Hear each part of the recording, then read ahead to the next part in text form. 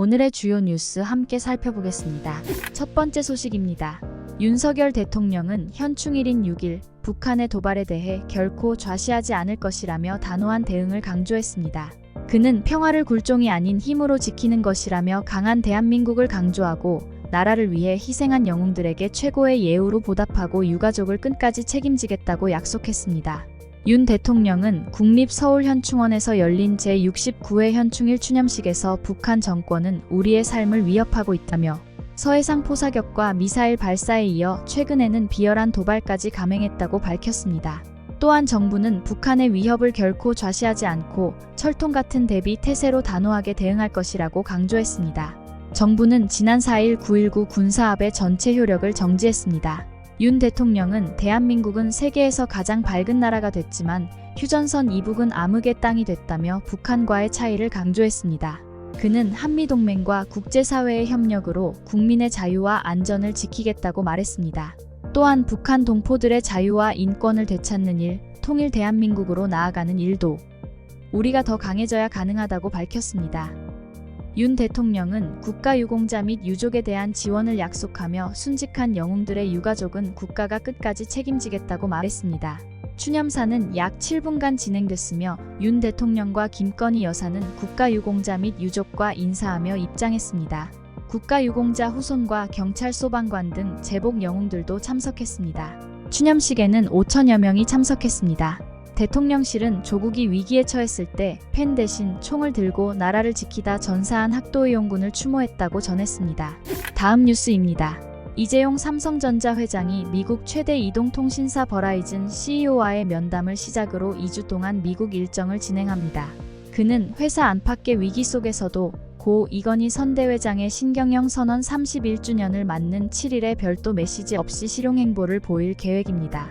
삼성은 이 회장이 지난달 31일 호암상 수상식 직후 출국해 미국 주요 기업 CEO 및 정관계 인사와 릴레이 미팅을 이어가고 있다고 밝혔습니다.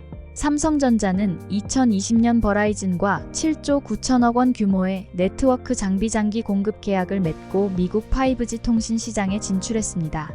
삼성전자는 텍사스주 테일러시의 파운드리 투자로 미 정부로부터 64억 달러, 한화 약 8조 8천억 원 규모의 보조금을 받을 예정이지만 고객 확보와 인력 확충 등 과제가 남아 있습니다.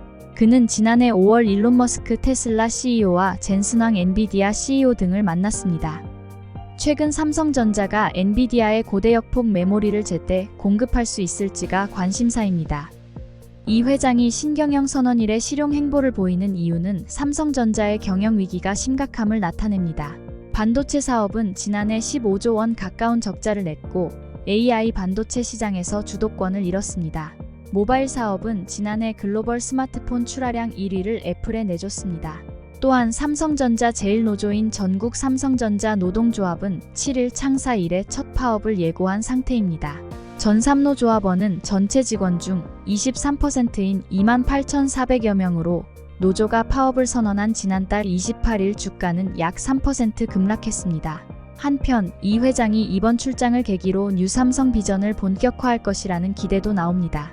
삼성전자 관계자는 이번 출장은 고객사 협력과 신성장 동력 발굴을 위한 것이라고 말했습니다. 다음 뉴스입니다. 5일 뉴욕 증권거래소에서 엔비디아 주가는 5.16% 상승한 1224.4달러 한화 약 168만 원에 마감했습니다. 시가총액은 3조 110억 달러 약 4,134조 원로 애플을 제치고 시총 2위를 기록했습니다. 엔비디아 주가는 지난해 6월 1조 달러, 올해 2월 2조 달러를 돌파한 후 4개월 만에 3조 달러를 돌파했습니다. AI 전용 칩 분야에서 세계 시장의 80% 이상을 차지하는 엔비디아는 1분기 매출액 260억 달러, 영업이익 169억 달러로 전년 동기 대비 매출액 262.1%, 영업이익 8배 증가했습니다. 주식 분할 조치와 신제품 기대감도 주가 상승에 기여했습니다. 젠슨 황 엔비디아 CEO는 대만 IT 전시회에서 차세대 AI GPU 루빈 출시 계획을 발표했습니다. 전문가들은 엔비디아의 주가 전망이 밝다고 평가했습니다. 반면 애플은 AI 시장 경쟁에서 뒤처지며 시총 2위 자리에서도 밀려났습니다. 엔비디아 주가 급등과 미국 고용시장 둔화에 따른 금리 인하 전망으로 뉴욕 증시는 사상 최고치를 경신했습니다. 이날 S&P 500 지수는 1.18%, 나스닥 지수는 1.96% 상승했습니다. 다음 뉴스입니다. 개인정보 유출로 과징금 151억 원을 부과받은 카카오는 아직 피해자에게 통보하지 않았습니다. 최장혁 개인정보보호위원회 부위원장은 5일 기자간담회에서 카카오는 개인정보 유출을 부인하며 신고하지 않았다고 밝혔습니다. 간담회는 개인정보위와 카카오 간의 과징금 처분을 둘러싼 공방이 주된 관심사였습니다. 지난해 3월 카카오톡 오픈 채팅 참여자들의 이름과 연락처 등이 유출된 정황이 드러나면서 개인정보위는 이를 조사해 지난달 과징금 151억 원을 부과했습니다. 이는 국내 기업에 부과된 개인정보 유출 관련 과징금 중 최고액입니다. 카카오는 유출된 정보는 개인 식별이 불가능하다며 행정소송을 예고했습니다. 그러나 최 부위원장은 다른 정보와 결합해 개인을 식별할 수 있으면 개인정보라고 반박했습니다. 또한 카카오는 개인정보 유출된 이용자 696명에게 공식 통지를 하지 않은 것으로 확인되었습니다. 최 부위원장은 행정법상 처분을 따른 뒤 이의를 제기하는 것이 순서라며 카카오가 먼저 유출 사실을 통지한 뒤 다툴 것을 강조했습니다.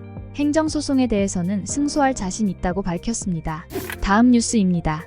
밀양 여중생 집단 성폭행 사건의 세 번째 가해자로 지목된 남성이 신상폭로 후 다니던 대기업에서 임시 발령 조치를 받았습니다.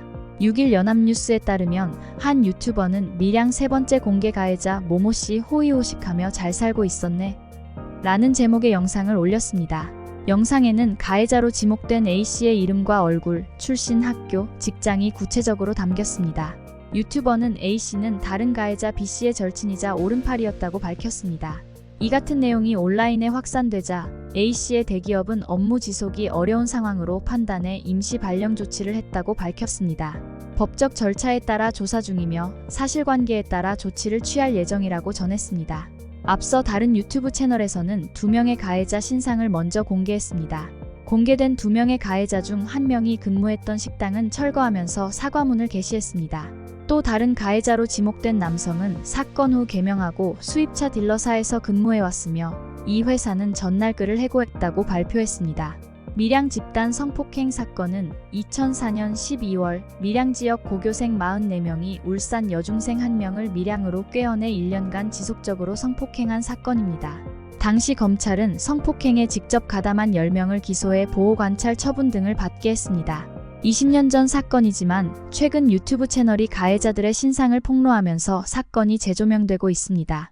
다음 뉴스입니다. 현충일인 6일 부산의 한 아파트에 일본 군국주의의 상징인 우길기가 걸려 시민들의 공분을 사고 있습니다. 부산 수영구의 한 주상복합 건물 고층 창문에 이날 오전부터 우길기가 내걸렸습니다. 주변을 오가는 많은 시민이 이를 목격하고 충격과 분노를 표현했습니다. 한 시민은 현충일에 전범기가 걸린 것을 봤는데 너무 충격받아서 손이 부들부들 떨린다며 저 건물에 매국노가 살고 있는지 모르겠다고 말했습니다. 인터넷 커뮤니티 게시판에도 이 건물의 우길기 사진이 게시되었고 네티즌들은 진짜 선을 넘었네, 제정신인가 등의 제목으로 공분하는 댓글을 남겼습니다. 이 건물에는 지난달 중순부터 일장기가 여러 차례 걸려 있었습니다. 일장기와 우길기가 같은 층에 걸려 있어 동일 인물이 내건 것으로 추정되고 있습니다. 주상복합 건물 관리사무소는 우길기 처리를 두고 난감해하고 있습니다. 지난달부터 주변 민원 때문에 관계기관에 문의도 했지만 입주민의 행위를 제재할 별다른 방법이 없었다고 밝혔습니다. 한편 일장기와 우길기를 내건 입주민은 일본인이 아닌 한국인으로 알려졌습니다. 마지막으로 날씨입니다. 6월 7일 금요일인 내일은 대체로 맑겠지만 강원 산지와 전북 동부에 소나기가 내릴 수 있습니다. 내일 오전까지는 중부 서해안 지역에 안개가 짙겠습니다. 내일 아침 기온은 서울 18도, 전주 16도로 오늘과 비슷할 것입니다. 기온은 서울과 대구 29도로 오늘보다 약간 낮겠습니다. 바다의 물결은 비교적 잔잔하게 일겠습니다. 이번 토요일에는 전국적으로 비가 시작되어 일요일 오전까지 내리겠습니다. 남부지방에는 강한 비가 예상됩니다. 날씨였습니다. 오늘의 주요 뉴스는 여기까지입니다. 구독과 좋아요, 알람 설정은 뉴스 제작에 큰 힘이 됩니다. 시청해주셔서 감사합니다.